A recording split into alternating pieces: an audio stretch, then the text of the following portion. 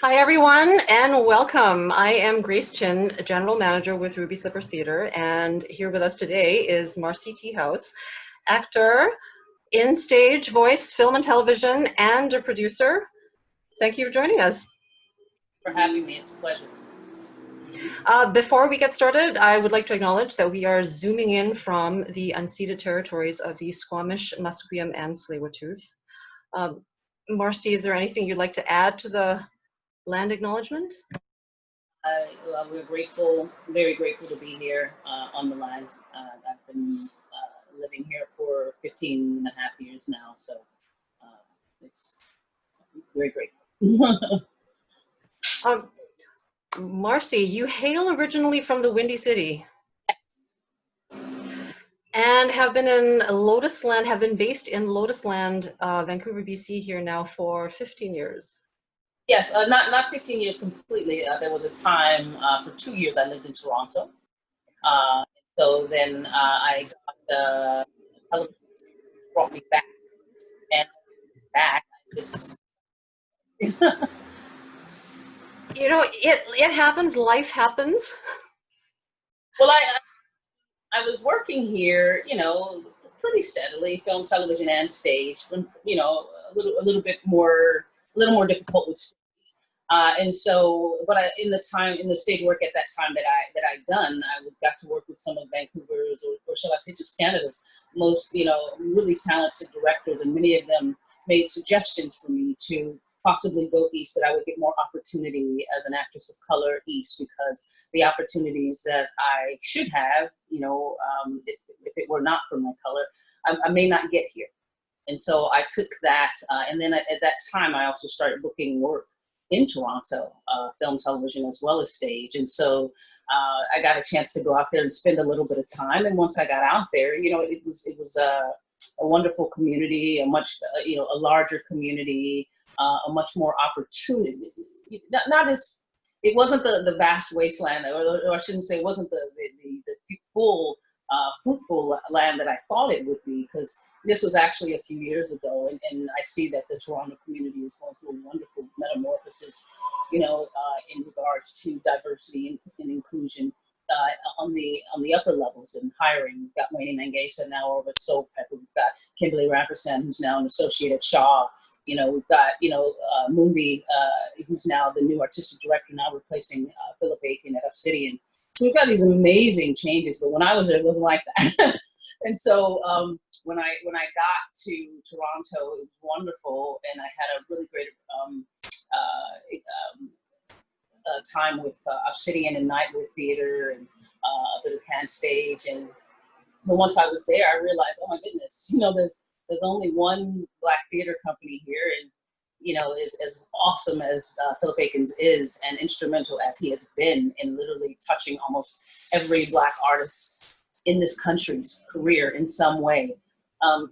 He was still the only game in town, you know. And I said, like, it's you know, it's not possible for him to hire us all at the same time. So I felt like the same barriers that were here were there, you know. And the only difference being is now it was just a larger pool, but still these small amounts of jobs. It's very, very small. So I said, well, if I've got to compete and fight that hard, I can go back home where I already have, you know, when you start over, you're starting over when you move to a different market.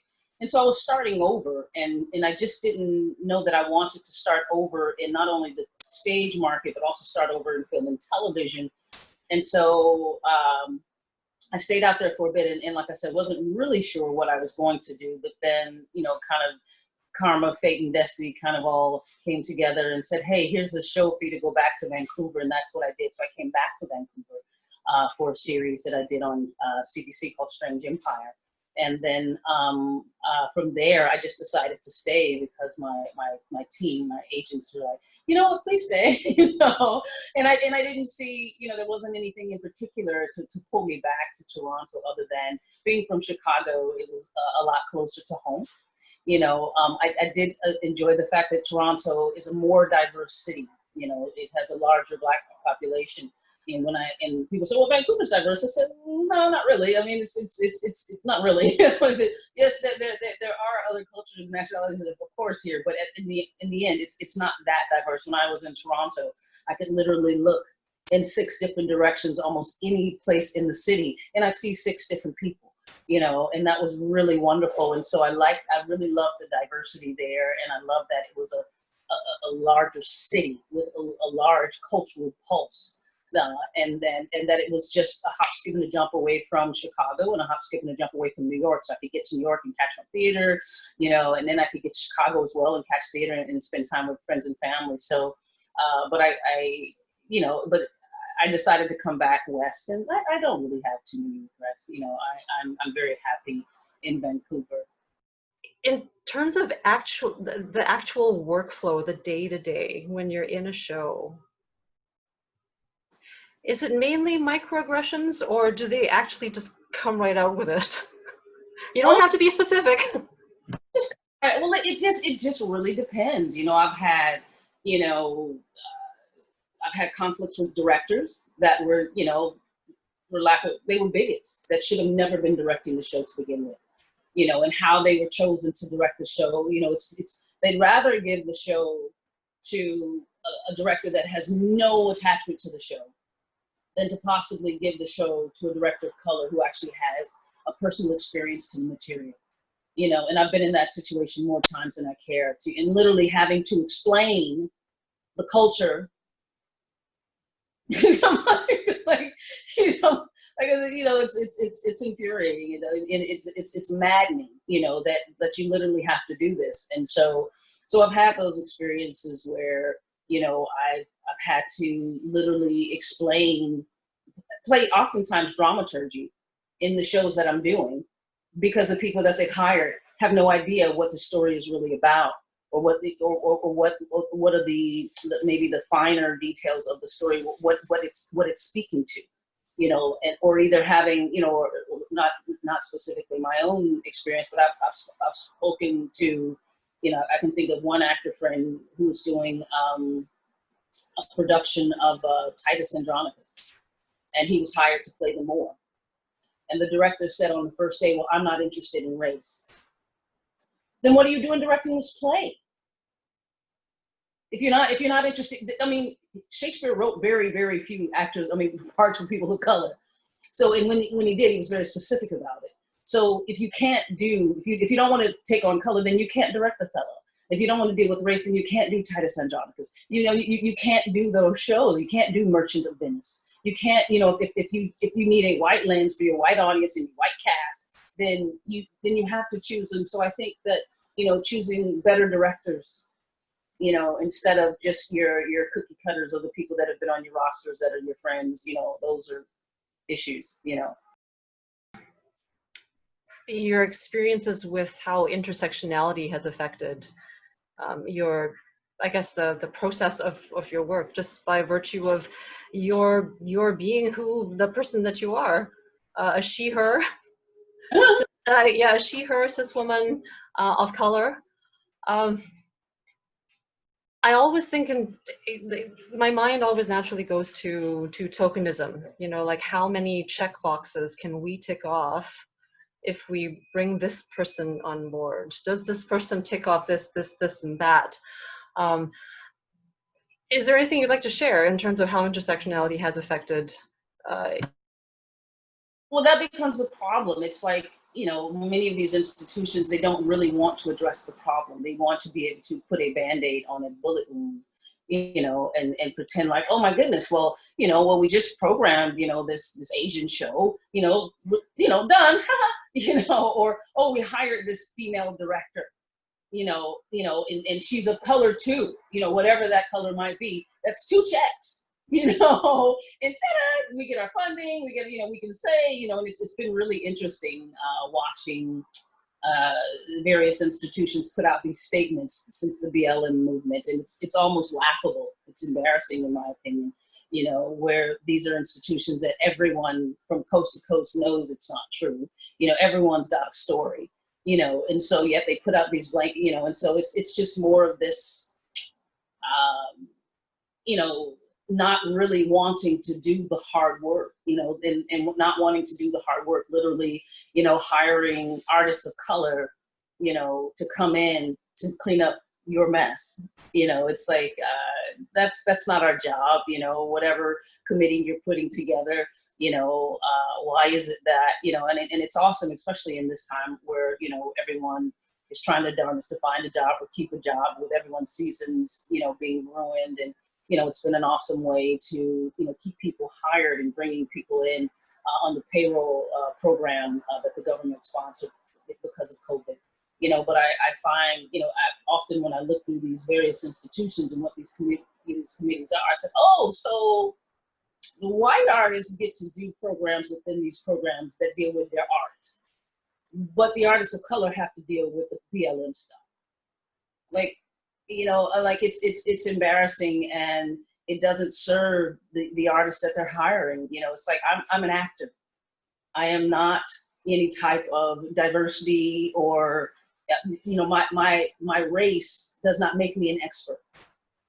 You know, it just makes me, you know, the receiver of the issues in your institution. But I am nobody's specialist. I mean, you want to talk to me about acting? We can talk. You want to talk to me about architecture? We can talk all day. But don't ask me to come into your institution and tell you what's wrong. You know what's wrong. You know exactly what's wrong, because you've heard it long before this BLM thing happened. But now you've been caught, you know, with your pants down, and now you're trying to. So your answer to that is, hey, artists of color, you know, we're not going to capitalize on your artistry. We're going to capitalize on your color, and we're going to bring you in, you know, to help us, you know, basically clean up our mess. It's like, no, your job is to hire people that actually do that. How about hire those people? Because those people are going to come in and do the real work, the hard work that none of us are equipped to do, you know. And so have those people come in, and if you really want to make a valid effort, you know, hire some people, artists of color. And I don't even say artists of color, because we're just trying to act. You know, there are some of us that want to be a part of that, but the most of us, you know what, we don't want to have to deal. We just want to come in just like our white colleagues and audition and get a job and go on with our lives and take care of our families. We don't have time to deal with, you know, we're already at a disadvantage when the conversation started. So now you want us to come in and fill out, you know, and be a part of, you know, basically stomping out the institutional racism within your institution, as if we had anything to do with it being there in the first place. You know, and so that's kind of been, you know, my phone is, and my email and everything else is kind of rung off the, you know, ever since this thing started. I'm tired of it, you know, of you know, institutions. You know, I'm happy when people reach out, but it's how they reach out and what they're asking for specifically. You know, because yes, we do have to be at the table, but it is not our job to come in there and clean up these institutions, you know. And so, like I said, if they're serious about it, I feel that they should hire these organizations, these agencies that is their job, and then find people, whether they're artists or not. If they're probably not artists. The same people that implement these workshops are not artists. This is what they do. You know, how about you actually go within the community and find people that are actually interested? What do we have to do? What do organizations have to do to fundamentally start dismantling this systemic racism? Like you had mentioned already that they should actually bring on board, oh, there she goes. Bring on board like the appropriate consultants to help with organizational change and perhaps mandate and mission change. And you had touched on utilizing the artists of color that they contract, like in the right way, you know, like asking us to speak to things that are within our realm. So those are two things that one could say, yes, this could help. Is there anything else that you'd like to touch on that might help dismantle systemic racism that you think? I don't, you know, I think if I had the answers to that, I could stop acting, because I put it in a bottle and I sell it.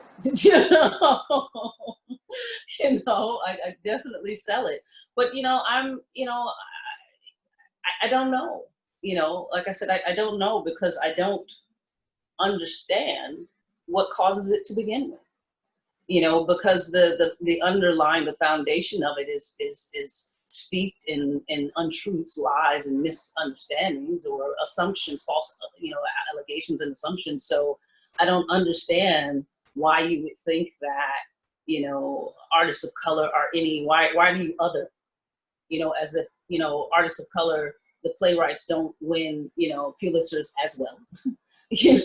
Several, it's like, the only woman on this planet to win 2 Pulitzers in playwrights is a Black woman, Lynn Nottage, you know what I'm saying? It's like, so, or the directors, Black directors or Black artists, as if we've never won Tonys, or, the number one winning, actress on Broadway that's won the most Tonys is another Black woman, Audrey, so it's like, where does the information that you use to create the foundation of your institution, that if that information is flawed, then we're already starting from, I'm sorry, this is shifting, okay?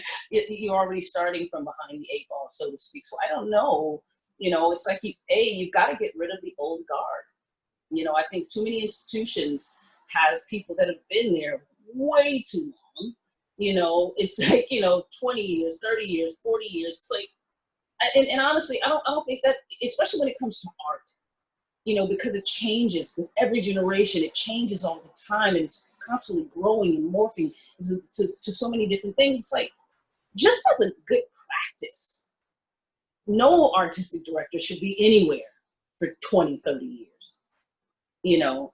especially if it's on a major stage, like a major house, a major institution, the small, but I honestly think, new blood within any organization is just important. Otherwise, you're going to be stuck in the ways. And it's like, you have to think about, who are the people, like, have those honest conversations with your own institution. Look at the projects that you programmed over the last 25 years and ask yourself why.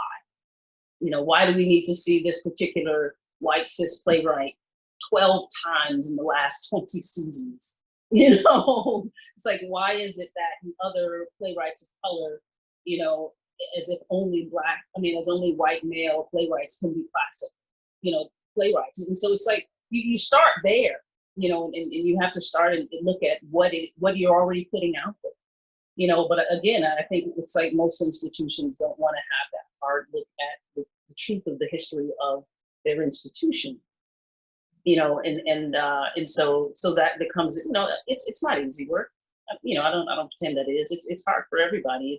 It's hard for, I can only imagine if I was a person in power, and I've always had power, I would probably be fighting tooth and nail to keep it as well, but at what cost, but at what cost, and what it costs you, especially, when what it costs you is it costs you the growth of your own institution.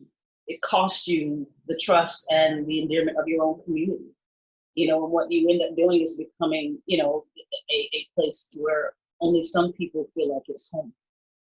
And what kind of institution do you want to be? What kind of company do you want to be? Do you want to be the kind of company that everybody wants to work for and everyone feels like there's a place for them? Or do you want to be the kind of institution that only certain people work there? We only do certain kind of plays. We only hire certain kind of people, and that's, the kind of, and I feel like if you're a not-for-profit and you're getting, Canadian council money or government money, you don't really have that choice.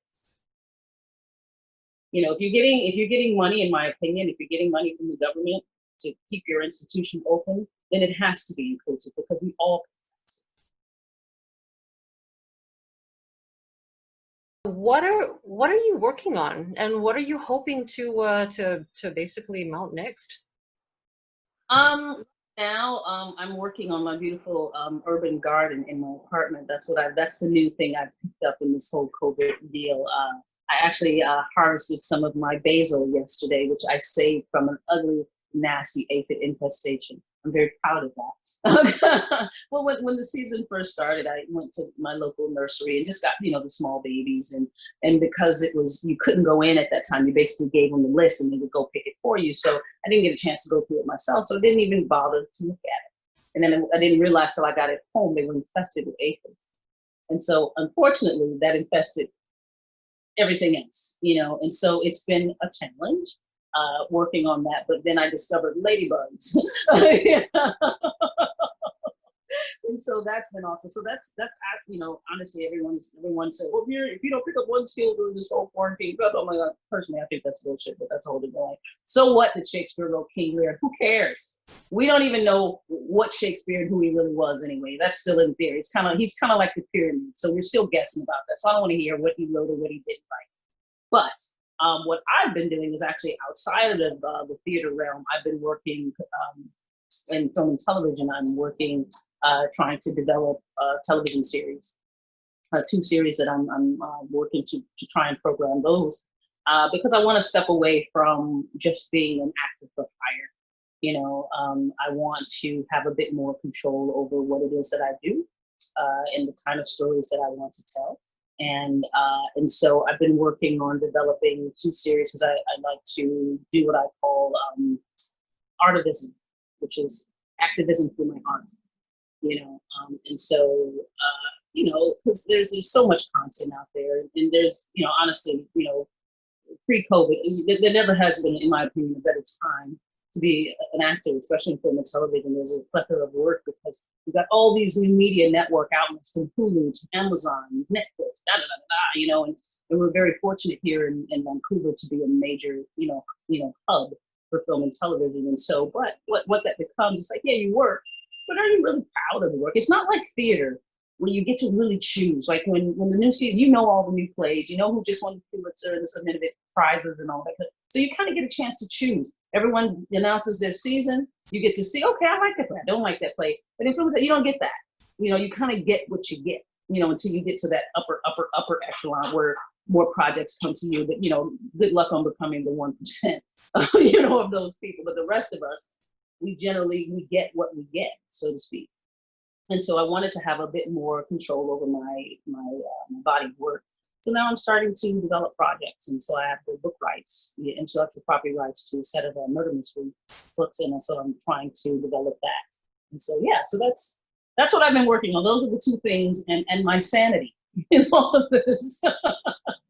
It's cool that you're working on those television projects. Like I believe 2 series. The big thing facing a lot of theater companies now, and even some theater content creators, is is digital even a valid medium for us? In the long term, how can that be integrated in any sort of meaningful way?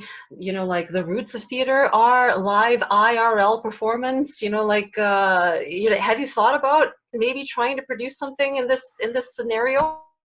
No, because no, not at all. Actually, because even pre-COVID, I've got a good girlfriend of mine who, because she lives in the States and she's not always able to see my theater work, and so she'll always say, why is her complaint was, why don't they tape it? Why don't they tape it? I said, because then it's a film. Then it's not, And so, but in this time, I've been very grateful. I've been able to catch a lot of the NAC plays. I was just watching xʷməθkʷəy's illuminates last night, which is, I got to pop that twice now, which is Lorraine Hansberry's last play that she wrote. I actually didn't even finish it. And it's so good, it's so brilliant. And it just, I'm like, it just lets you know what an amazing artist we lost at such a young age. Because if you thought Raisin in the Sun was brilliant, you got to see LeBlanc, and so that was, but and if it wasn't for it being shot, because NAC does that with a lot. I was at Shaw a couple of seasons ago, and a bunch of my company members and I, we went to go see all I think it's two parts of Angels in America, and that was the NAC cast, and it was, oh my God, I'd never actually seen it. I've done a couple of scenes, parts of people do scenes in class, but I hadn't even seen the film.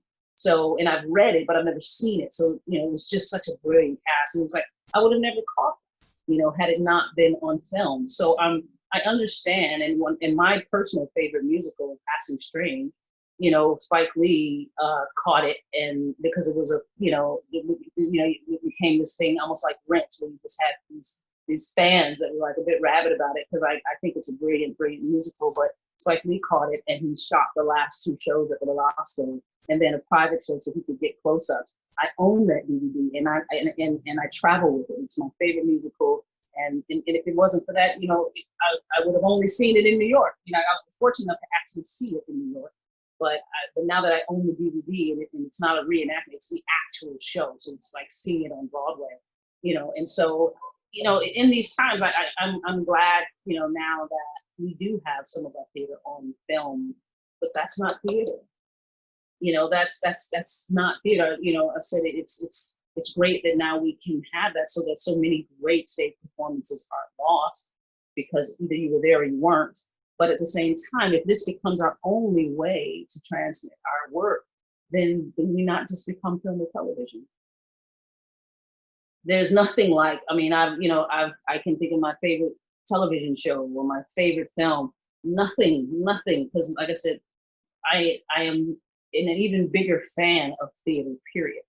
You know, I love being in the audience, watching an amazing show on the edge of my seats, you know, so, and then hours of critiquing afterwards, you know. And so I can't imagine taking that away, taking away that live performance, the energy in the room, you know, the reaction from the audience, the relationship with the actor and the audience, you know. And so I don't know, you know, we will get past this at some point. You know, I'm just hoping that enough of us are still left standing, you know, when it's all said and done, and, you know, because it's going to take a toll on us. You know, much of the theater community was already on a wing and a prayer as far as budgets and things like that, and we don't have those kind of deep pockets. So I'm hopeful. You know, I've still got a ton of plays I've been reading throughout this whole quarantine of awesome stuff that I'd love to possibly, you know, pitch to a couple of theater companies. But in the meantime, I said, yeah, I'm not going. You know, I don't. I've seen some of the work that some artists are doing. You know, trying to fill that void. You know, trying to create content. You know, from a theater perspective, theater artist perspective, and I'm not sold on it yet. I'm not, you know what? When I'm looking for people, because I've produced theater before, you know, I'm just looking for the best. You know, I'm just literally looking for, you know, I'm not looking for the best black. I'm looking for the best. And when I pull back, you know, and I look at my sphere of, you know, theater practitioners that I work for or work with, or I put them on my wish list for whatever show I might do. You know, it's a hodgepodge. It's been a ton, you know, because I see people. I go all over the country to see theater. I've worked, you know, in many theaters in the country, and I'm always taking notes. I look for the best, you know, and I find that the best, the cream always rises, and all the cream I ever look at looks like a Benetton flag, you know. It's just like it's you know, there's everybody is in it, you know, regardless of their color, their gender, or how they identify, sexuality. I just want the best. You know, and people that are easy to work with. Yeah, so interesting stuff. Thank you for speaking with us.